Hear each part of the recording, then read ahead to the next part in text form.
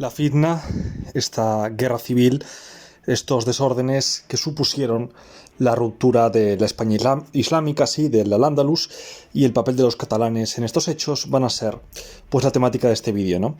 Entonces, bueno, vamos a situarnos. Estamos a principios del siglo XI y el Emirato de Córdoba, ya convertido en califato, pues era claramente la primera potencia peninsular, y además con Almanzor, que ya hicimos en su momento un vídeo sobre Almanzor, y dejo el enlace para que lo veáis, pues con Almanzor habían llegado a su pico de poder doblegando a los reinos cristianos, ¿no?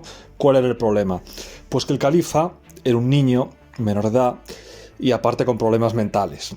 Hichem II, ¿no? Se llamaba. Entonces, claro, Hichem II era menor de edad y con problemas mentales. Entonces todo el poder recaía en Almanzor, en el poderoso primer ministro, pero claro, Almanzor murió. Entonces el cargo de primer ministro lo ocupó pues su hijo, ¿vale? Su hijo Al-Malik. Pero ¿qué pasa? Que murió a principios del siglo XI, Al-Malik murió y el cargo lo ocupó otro hijo de Almanzor, que era Adal-Rahman Sanchuelo, le apodaban Sanchuelo. Bueno, el caso es que Sanchuelo fue un paso más allá y no solo que era primer ministro, sino que declaró, se autoproclamó a sí mismo heredero del califa. Y esto provocó un gran malestar entre los doctos, juristas y expertos en la doctrina islámica, porque el título de califa no lo podía ostentar alguien que no estuviera relacionado directamente con la tribu de Mahoma, y desde luego Sanchuelo pues no lo estaba. Entonces, bueno, ahí se produjo un descontento enorme. Aparte, Sanchuelo estaba muy asociado a los bereberes, que ocupaban en ese momento una parte muy importante del ejército del califato de Córdoba. Estaba muy asociado a los bereberes y adoptaba modas bereberes e introducía modas bereberes en lo que es Córdoba, ¿no? En el palacio y demás, y eso molestaba y mucho a los árabes. Entonces, bueno, esta fragmentación étnica del Al-Ándalus fue uno de los motivos del estallido del conflicto, porque hay que tener en cuenta que sí, en el Al-Ándalus eran musulmanes, pero había varias etnias, los árabes, los bereberes y los eslavos, ¿no? Los musulmanes de origen europeo también. Entonces, claro, esta fragmentación étnica fue un factor a tener en cuenta.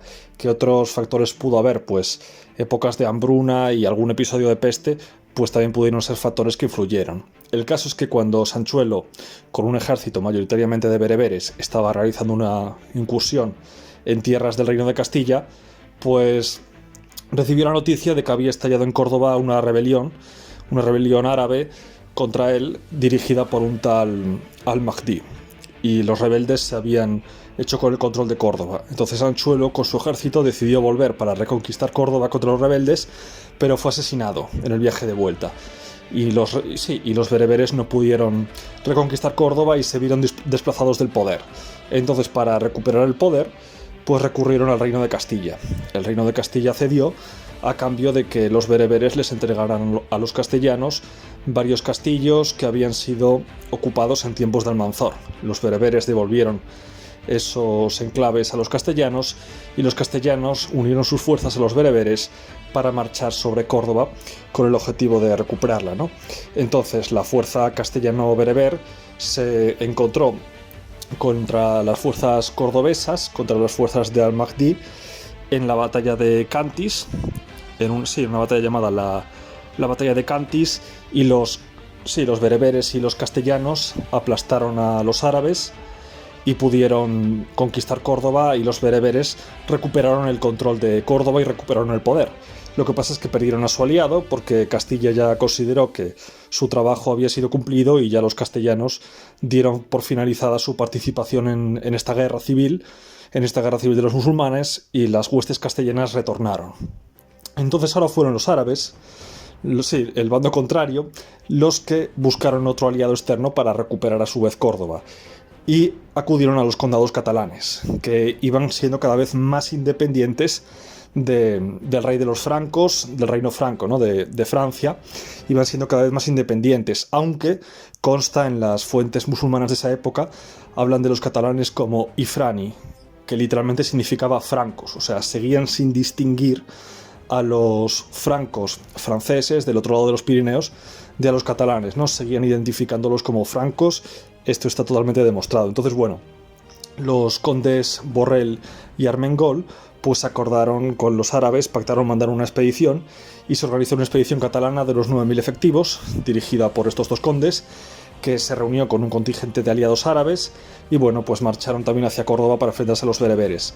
En las cercanías de Córdoba se dio la batalla del Bacar entre los catalanes y los árabes contra los bereberes y sus aliados, y bueno, pues parece ser que los bereberes intentaron atraer a los catalanes hacia una trampa, haciendo la táctica del tornafulle, de la huida fingida para llevarlos hacia una trampa, pero algo debió fallar en su coordinación, que la maniobra no se realizó con buena coordinación, y entonces pues fueron derrotados por los catalanes y por los árabes. Aunque debió de ser una victoria pírrica para las fuerzas catalano-árabes, debió de ser una victoria pírrica, y de hecho murió el conde Armengol. Entonces bueno, los árabes y los catalanes reconquistaron Córdoba, pero claro, los catalanes, ansiosos de botín y en parte deseosos de vengar la destrucción de Barcelona y el saqueo de Barcelona que había tenido lugar en su momento por las huestes de Almanzor, pues los catalanes, deseosos de botín y también viendo una oportunidad de desquitarse, aprovecharon que ya estaban en Córdoba y la saquearon brutalmente, produciendo un perjuicio humanitario y económico y cultural del que ya la gloriosa Córdoba pues ya no se recuperaría, ¿no? Entonces, bueno, la campaña, militarmente hablando, de los catalanes no terminaría ahí y se dirigieron hacia el sur a seguir peleando contra los bereberes, pero cayeron en una emboscada, en una zona que no queda claro el sitio exacto. En una batalla cerca de Ronda fueron emboscados y derrotados por los bereberes. Entonces, bueno, a partir de ahí ya los catalanes se retiraron. Aún así, debieron de ver rentable la expedición. Los supervivientes, a pesar de ser derrotados, debieron volver con bastante botín a los condados catalanes, y la clara prueba es que las expediciones catalanas, ya sea en ayuda de los bandos musulmanes de las guerras civiles o simplemente en expediciones de saqueo, pues las expediciones catalanas se siguieron sucediendo en los años siguientes. Clara prueba de que vieron rentable esta expedición a pesar de la derrota final, ¿no? También los castellanos seguirían realizando incursiones o también interviniendo en las luchas civiles del califato de Córdoba, y bueno, al final esta lucha civil solo sirvió para que los reinos cristianos se hicieran más poderosos y ganaran territorios fronterizos, y el poder de Córdoba se fuera progresivamente debilitando hasta que literalmente se produjo la ruptura del Al-Ándalus, la ruptura de la España islámica en pequeños reinos que en teoría eran semidependientes de Córdoba, pero en la práctica eran totalmente independientes, que eran los reinos de taifas. Entonces ya comienza una nueva etapa en la península ibérica, una nueva etapa ya de predominio cristiano y decadencia musulmana. Entonces, bueno, darle like al vídeo si os ha gustado, suscribiros para más contenido, dejo los enlaces a mis novelas históricas que están en Amazon, y nada, recordad que suscripción y campanita es la combinación ganadora. Adiós.